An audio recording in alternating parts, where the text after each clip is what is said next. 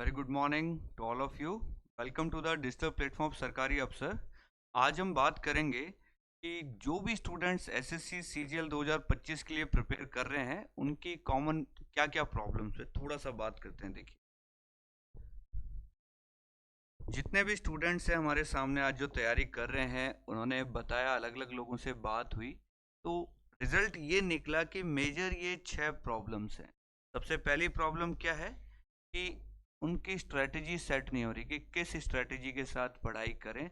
रोज मतलब ऐसे मान लीजिए दिन के 5-6 घंटे वो इसी पे लगा रहे हैं कि ऐसी कौन सी स्ट्रेटजी मिल जाए जिससे शॉर्ट एसएससी सीजीएल निकल जाए।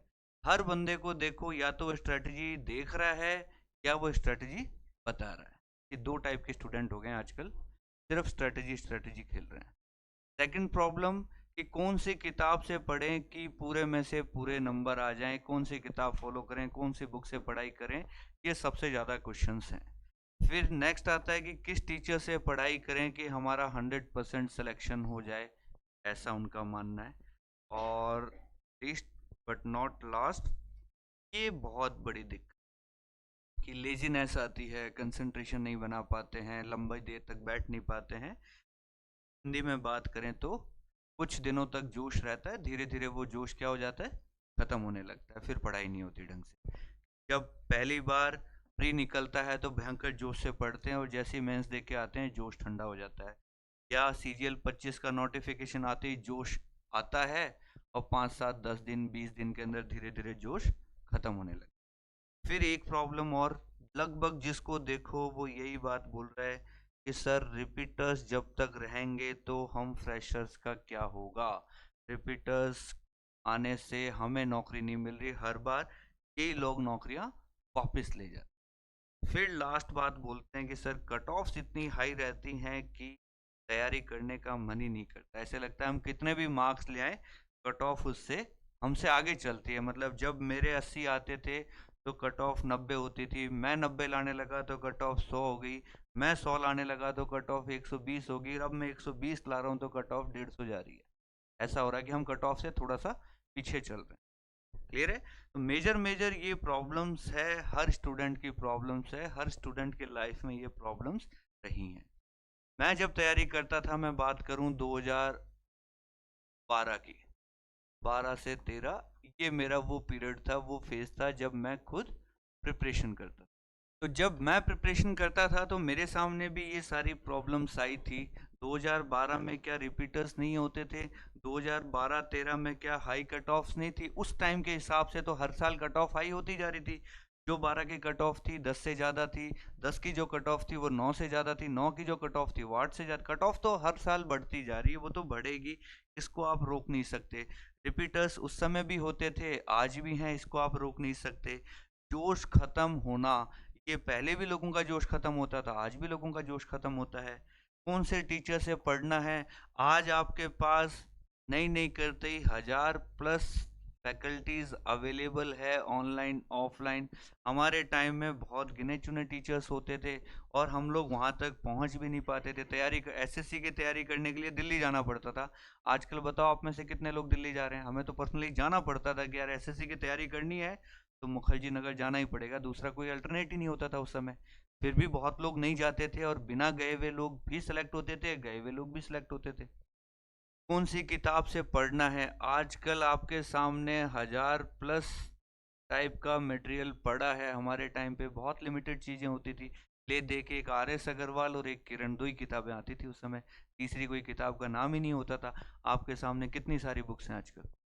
फिर स्ट्रेटजी की बात करें तो ज्ञान देने वाले हजारों लोग हैं। आप कोई भी, आप गूगल पे लिखिए, यूट्यूब पे लिखिए स्ट्रेटजी फॉर सीजीएल 25, नहीं नहीं करते 10,000+ वीडियोस आपके सामने आ जाएंगे।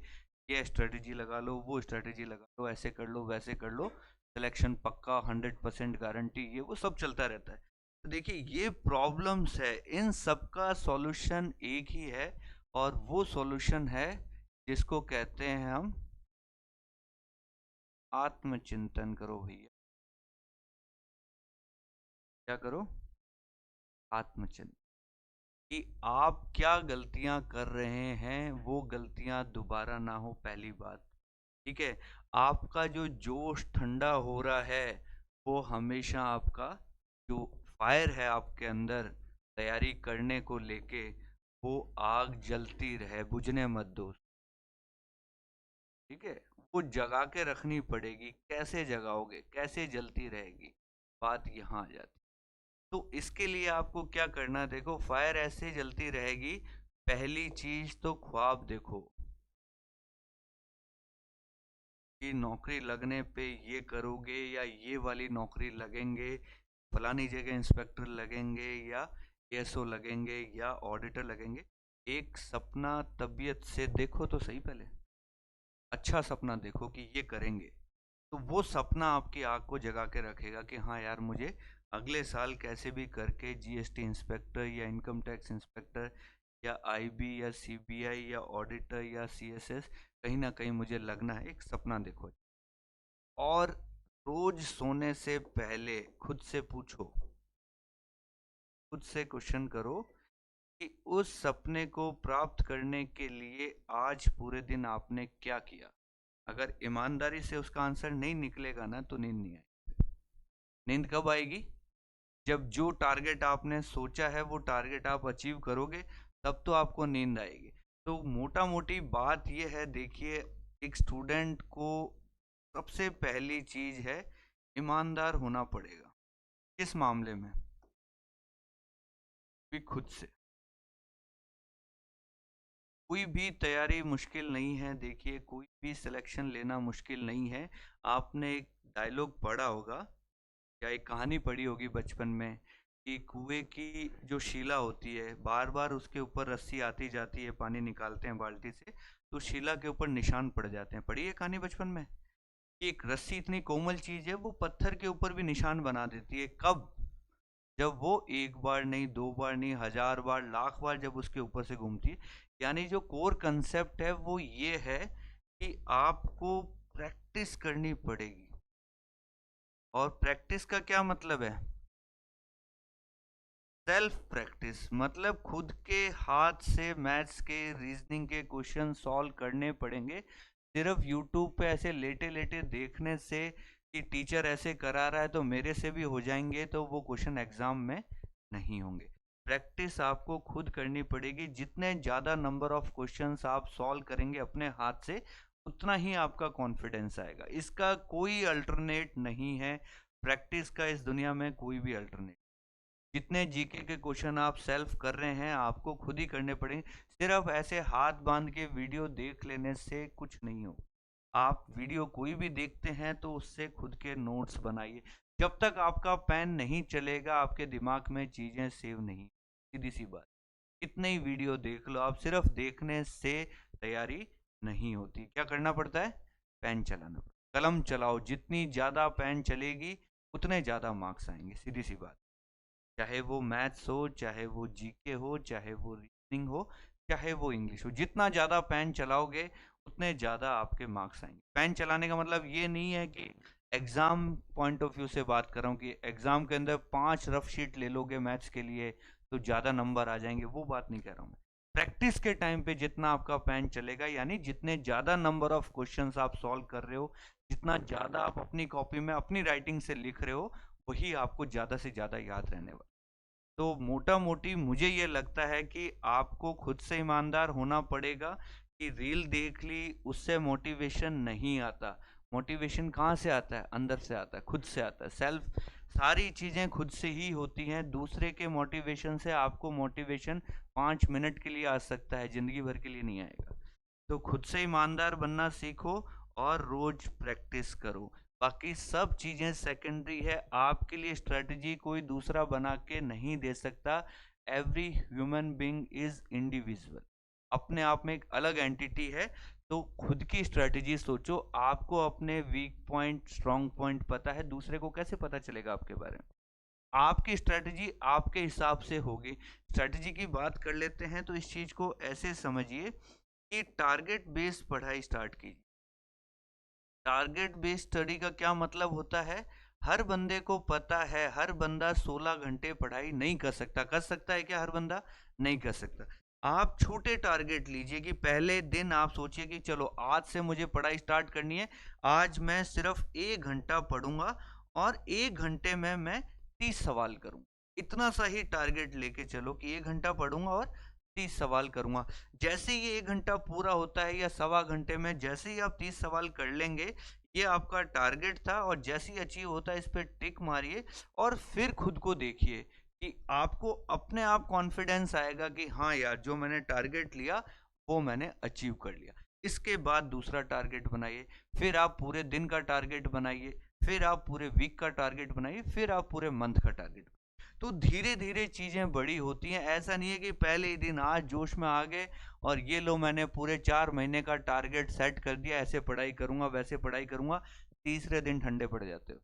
छोटे टारगेट्स, जब टारगेट आपके अचीव होने लगेंगे तो आपका अपने आप मन करेगा और ज्यादा मन करेगा, और वो मन आपका ही करना चाहिए। मेरा मन पढ़ने का कर रहा है, इससे आपको कोई फायदा नहीं होगा। क्लियर हो गई ये बात? क्या करना है, खुद से ईमानदार बनिए, सेल्फ प्रैक्टिस कीजिए और टारगेट बेस्ड स्टडी कीजिए। और टारगेट आपके कैसे होने चाहिए, छोटे छोटे टारगेट्स में डिवाइड कीजिए, देन धीरे धीरे अपना टारगेट बढ़े। पहले 1 घंटे का टारगेट लीजिए, फिर एक दिन में 2 घंटे की पढ़ाई कीजिए, फिर 3 घंटे, 4 घंटे, 5 घंटे, फिर धीरे धीरे मतलब 10-15 दिन, 20 दिन में ऐसा टाइम आएगा कि आप सेल्फ कितना पढ़ पाएंगे, 8 घंटे पढ़ पाएंगे। सिर्फ रील देखने से या वीडियो, अगर आपको पूरे दिन में मैं कहता हूँ 16 घंटे आप रील और वीडियो देख रहे हो यूट्यूब पे, उससे सीजीएल नहीं निकलेगा। सीजीएल तभी निकलेगा जब 8 घंटे आप खुद पढ़ रहे हो, सेल्फ स्टडी जिसको हम बोलते हैं। खुद जब तक नहीं पढ़ोगे, खुद के टारगेट्स अचीव नहीं करोगे, सिर्फ वीडियो देखने से सिलेक्शन नहीं हो। क्लियर हो गई ये बात? तो क्या स्ट्रेटजी होगी, समझ में आ गया कि खुद बनाइए, छोटे छोटे टारगेट्स लीजिए, जैसे जैसे वो टारगेट्स कंप्लीट होते जाएंगे आपका कॉन्फिडेंस अपने आप बढ़ेगा, फिर आपका स्टडी टाइम भी धीरे धीरे अपने आप बढ़ेगा। देन जब आप 8 घंटे पे पहुंच जाओगे, सेल्फ स्टडी आपकी 8 घंटे चल रही है, उससे ज़्यादा बढ़ाने की जरूरत नहीं पड़ेगी। 8 घंटे सेल्फ स्टडी कर लो, मोर देन सफिशियंट है दुनिया के किसी भी एग्जाम के लिए। एसएससी नहीं, दुनिया के किसी भी एग्जाम के लिए मोर देन सफिशियंट है। आगे बात करते हैं कौन सी किताब से पढ़ना है। देखिए, किताबें दुनिया भर की है मार्केट के अंदर, आपको सिर्फ क्या चाहिए, बात हम इसकी कर लेते हैं। एसएससी की तैयारी करने के लिए आपको कितनी किताबें चाहिए बताइए? अगर मैं सिर्फ मैथ्स की बात करता हूँ तो मैथ्स में कोई भी ऐसी बुक जिसमें पीवाईक्यू हो, कोई भी हो, चाहे एक्स वाई जेड, सिर्फ शीट्स हो या बुक हो, प्रिंटेड हो, या कोशिश कीजिए प्रिंटेड चीज आपके हाथ में रहे, जिससे कि आप प्रैक्टिस करने में ज़्यादा मजा आता है, डिस्ट्रैक्शन नहीं आता। आप मोबाइल पे शीट खोल लेते हैं, क्वेश्चन करने लगते हैं, 5 करते हैं, 10 करते हैं, इतने में मोबाइल में टिंग बजाता है, आप किसी को रिप्लाई कर रहे होते हैं या कुछ और देखने लग जाते हैं, फिर आप अपनी राह से भटक जाते हैं, फिर आप मूवी देखने बैठ जाते हो या कोई सीजन देखने लग जाते हो, 2 दिन गए आपके। बताइए। तो कोशिश कीजिए, हार्ड कॉपी से पढ़ने में जो मज़ा होता है वो मज़ा सॉफ्ट कॉपी में कभी नहीं आ सकता। तो जितना हो सके हार्ड कॉपी से पढ़िए, सबसे बेस्ट रहती है। तो बुक्स की बात कर दी, सिर्फ पीवाईक्यू जिस किताब में हो मोर देन सफिशिएंट है। बहुत ज़्यादा किताबों का बाउंडर खड़ा करने से मतलब नहीं है। मैं बात करूं पिनाकल में भी वही क्वेश्चन है जो राकेश यादव सर की बुक में है, वही क्वेश्चन आपको किरण में मिल जाएंगे, वही क्वेश्चन आपको पीडीएफ में मिल जाएंगे। क्वेश्चन सब में सेम है, पीवाईक्यूज कोई अलग अलग थोड़ी बना रहा है बैठ के, एग्जाम में आए वही क्वेश्चन है। पीवाईक्यूज कीजिए और लास्ट के 3 साल के पीवाईक्यू कर लीजिए मैथ्स के अंदर, आपका मोटा मोटी ठीक लेवल बन जाएगा। और बेसिक पे थोड़ा सा ज़्यादा फोकस कीजिए, बेसिक पहले अच्छे होने चाहिए, फिर क्वेश्चंस। लोग क्या है, थ्योरी पढ़ते नहीं है, कंसेप्ट समझते नहीं है, सीधे दे दनादन क्वेश्चन पे उतर जाते हैं। वो गलती मत कीजिए, पहले आपको हर चैप्टर का बेसिक समझना है, उसके बाद आपको क्वेश्चंस करने। आगे चलते हैं, कौन से टीचर से पढ़ें। भैया सब टीचर बढ़िया पढ़ाते हैं, मेरा तो ये मानना है। और अगर सिर्फ बढ़िया टीचर से पढ़ने से ही अगर सिलेक्शन होते तो 1 लाख बच्चे अगर बढ़िया टीचर के पास पढ़ने जा रहे हैं तो क्या 1 लाख के 1 लाख सेलेक्ट हो जाते हैं क्या? होता है ऐसा? पूरे देश में अलग अलग तरीके के टीचर है, बहुत टीचर ऐसे हैं जो अपने आप को बेस्ट बताते हैं, क्या उनके सारे स्टूडेंट लग गए क्या? नहीं लगते ना।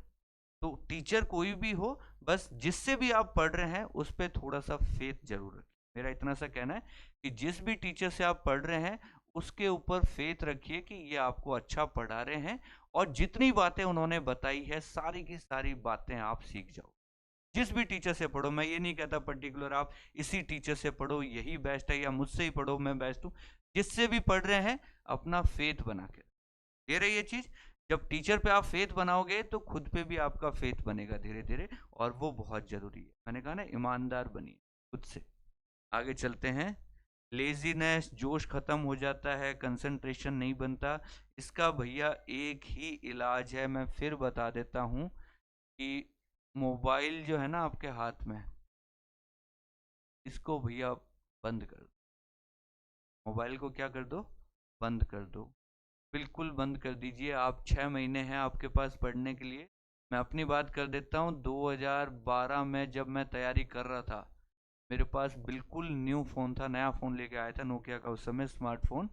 और जब मैं तैयारी करने की ठानी, वो नया का नया फ़ोन मैंने अपने छोटे भाई को दे दिया। मैंने कहा तू ऐश कर, और मैंने अपने पास एक कीपैड वाला मोबाइल, और उसको भी मैं सिर्फ सुबह और शाम 2 ही बार ऑन करता था घर पे बात करने के लिए।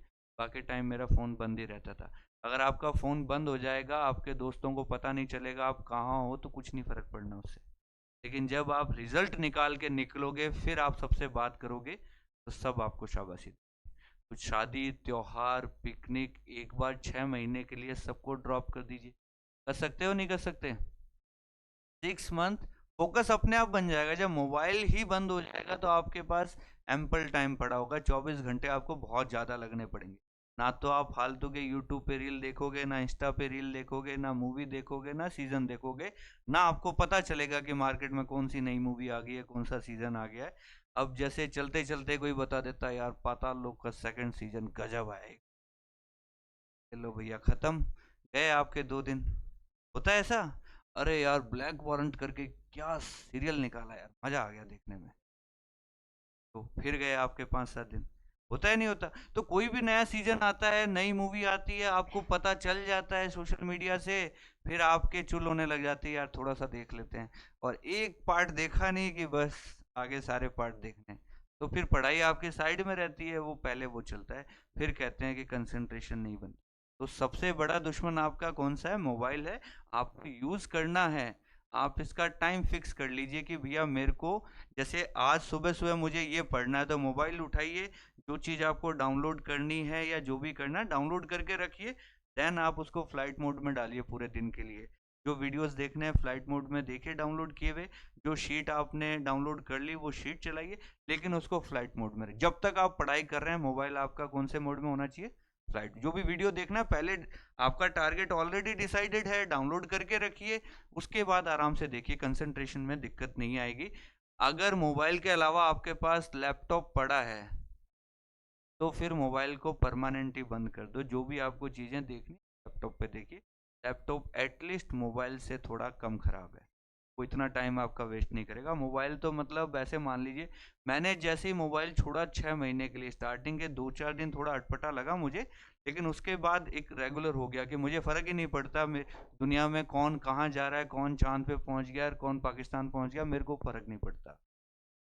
क्या पॉलिटिक्स में चल रहा है, क्या टैक्सेशन में चल रहा है, क्या नई टेक्नोलॉजी आ रही है। 6 महीने के लिए अगर दूर हो जाओगे ना, तो दुनिया कहीं ऐसे नहीं कि बहुत आगे निकल जाएगी और आप पीछे छूट जाओगे, ऐसा नहीं होने वाला। तो 6 महीने मेरी बात मान के मोबाइल को कीजिए बंद। लैपटॉप तो बहुत बढ़िया, नहीं तो पूरे दिन फ्लाइट मोड में रखिए। जो टारगेट से आधे घंटे में डाउनलोड किए सारी चीज़ें, देन वापस फ्लाइट मोड। बहुत टाइम बचेगा, और जो कंसंट्रेशन है वो ख़राब नहीं होगी, और जोश भी ख़त्म नहीं होगा। लाइक माइंडेड पीपल के साथ बैठिए। लाइक माइंडेड मतलब क्या हो गया? आप एसएससी की तैयारी कर रहे हैं, और आपके साथ में जिनके साथ लाइब्रेरी में आप टाइम शेयर करते हैं या सीट शेयर करते हैं, वो भी एसएससी की तैयारी कर रहे हैं। बस ये है कि आपका फोकस सिर्फ इन्हीं चीज़ों पे होना चाहिए। जो डाउट्स हैं साथ में बैठ के छोटे ग्रुप्स में आप एक दूसरे से पूछिए, डाउट्स हैं जो क्लियर कीजिए। टारगेट साथ में बैठ के बनाइए। चलो मैं भी आज जीके में ज्योग्राफी पढ़ रहा हूँ, तुम भी ज्योग्राफी पढ़ो, कल हम एक दूसरे से क्रॉस क्वेश्चनिंग करेंगे। ये सारी चीज़ें क्या है कि आपकी जो जर्नी है उसको बहुत अच्छा बनाती है, बोर्डम नहीं होने देती। जब 2 लोग साथ में तैयारी करते हैं, हम सीजीएल 13 के लिए 3 लोग साथ में तैयारी करते थे, ठीक है, 3 लोग हम साथ में तैयारी करते थे, और तीनों के तीनों ने हमने इनकम टैक्स इंस्पेक्टर फोड़ा। बताइए क्या छोटी बात है कि 3 लोग तैयारी कर रहे हैं, तीनों के तीनों इनकम टैक्स इंस्पेक्टर बन गए सीजीएल थे। कैसे बन गए? क्योंकि हम ऐसे मान लीजिए 24 में से ऐसे मान लीजिए 16-17 घंटे हम साथ में ही रहते थे। पढ़ाई भी साथ में करते थे, 2 घंटे पढ़ने के बाद खेलते भी साथ में थे, फिर पढ़ने बैठ जाते थे, फिर खाना भी साथ में खा के आ गए, फिर वापस पढ़ने बैठ गए। मतलब दिन भर यही रूटीन रहता था, खेलना है पढ़ना है, खेलना है पढ़ना है, खाना है खेलना पढ़ना है, तीसरी कोई चीज ही नहीं होती थी हम लोगों के बीच। तो सिर्फ किसकी वजह से? मोबाइल जैसी चीज से हम दूर रहे। तो मोटा मोटी समझा दिया। अब रिपीटर्स की बात कर लेते हैं। देखिए, रिपीटर्स पहले भी थे, आज भी हैं, कल भी रहेंगे, तो रिपीटर्स से घबराने की बात नहीं है। कल को आपका एग्जाम क्लियर हो जाएगा, आप वापस दे रहे हैं, तो आप भी रिपीटर की श्रेणी में आ जाओगे। रिपीटर्स पहले भी थे, आज भी हैं, इनसे कोई ज़्यादा फर्क नहीं पड़ना आपको। आपकी तैयारी अगर बेस्ट है तो रिपीटर आपके आसपास ही नहीं आएगा, क्योंकि आपके पास फुल फ्रीडम है तैयारी करने की। रिपीटर जो जॉब में है ऑलरेडी, उसके पास उतने घंटे थोड़ी है जितने घंटे आपको मिल रहे हैं तैयारी करने के लिए। या रिपीटर इतना डट के वापस पढ़ सकता है जितना डट के आप पढ़ रहे हो? उसके पास तो ऑलरेडी जॉब है ना। जैसे ही वो सिक्योर हो गया तो वो कम रिस्क लेगा। आप अभी ज्यादा रिस्क में हो। ज्यादा रिस्क वाला बंदा अच्छा परफॉर्म करता है, कम रिस्क वाला? जिसके पास खोने के लिए कुछ है ही नहीं, कूद के खेलेगा वो, हाँ या ना? और इसको पता है कि भैया जॉब भी जाना है, छुट्टी 10 दिन की मिलेगी, फिर कोई बड़ा काम आ गया, फिर नहीं कर पा रहा तैयारी, फिर बीच में तो ये कहेगा छोड़ो यार जान लग गई, ठीक। तो रिपीटर्स उतनी मेहनत के साथ नहीं तैयारी करते हैं जितनी मेहनत के साथ एक फ्रेशर तैयारी करता है। तो रिपीटर्स का टंटे से आज़ाद हो जाओ, कोई ज़्यादा बड़ी प्रॉब्लम नहीं है आपके लिए। और लास्ट बात पे आ जाते हैं, कट ऑफ हाई है, बिल्कुल मैं कहता हूँ अगर इस साल नहीं निकालोगे तो अगले साल और हाई हो जाएगी, अगले साल नहीं निकालोगे तो उससे अगले साल और हाई हो जाएगी। तो बेटर है जो मेहनत करनी है इसी साल कर लो ना। मर मर के 2-3 साल में जितनी मेहनत करोगे बेटर है, एक बार में हंसते खेलते अच्छे से मेहनत कर लो। बार बार क्यों मेहनत करनी? क्लियर हो गया? मोटा मोटी मुझे लग रहा है समझा दिया मैंने आपको कि ये मेजर फोकस पॉइंट से इन पे थोड़ा सा ध्यान रखिए। 8 घंटे तक अपनी तैयारी को शेड्यूल कीजिए और मोबाइल से जितनी दूरी बना सकते हैं। कुछ दिन अच्छा नहीं लगेगा, फिर बहुत अच्छे से काम हो जाएगा। मैं देखता हूँ लोगों को, जितने मैक्सिमम स्टूडेंट्स है दिन भर किसी वीडियो के नीचे कमेंट करने में अपना टाइम निकालते जा रहे हैं कि ये टीचर ऐसा है, आपने तो ये फर्जी बात बोली है, आपसे ये थोड़ी हो जाएगा, आप ऐसे कर दो, वो बच्चे ने ऐसे कर दिया। अरे आपको कमेंट करने की कहाँ जरूरत है भैया? चुपचाप अपनी पढ़ाई करो ना। आपके पास इतना वेला टाइम पड़ा है कि हर स्ट्रेटेजी के नीचे अपना ज्ञान पे ले जा रहे हो, दे दनादन दे दनादन। एक बहुत, मतलब मैं कह रहा हूँ कि लाखों बच्चे देख लिए मैंने, 1 लाख बच्चों की बात कर रहा हूँ, ये मैं छोटे मोटे बच्चों की बात नहीं कर रहा। हर टीचर के नीचे ये सर हैं धमाल, ये सर हैं फायर, ये सर ऐसे हैं, ये सर वैसे हैं। आपको कहाँ जरूरत है ये सब करने की? चुपचाप अपनी तैयारी पे फोकस कीजिए, मोबाइल से दूर रहिए, सोशल मीडिया से दूर रहिए। 6 महीने डट के पढ़ लोगे ना, उसके बाद जितनी सोशल मीडिया चलानी है चलाओ, कोई तकलीफ नहीं। क्लियर हो गई बात? चलिए फिर आगे चलते हैं।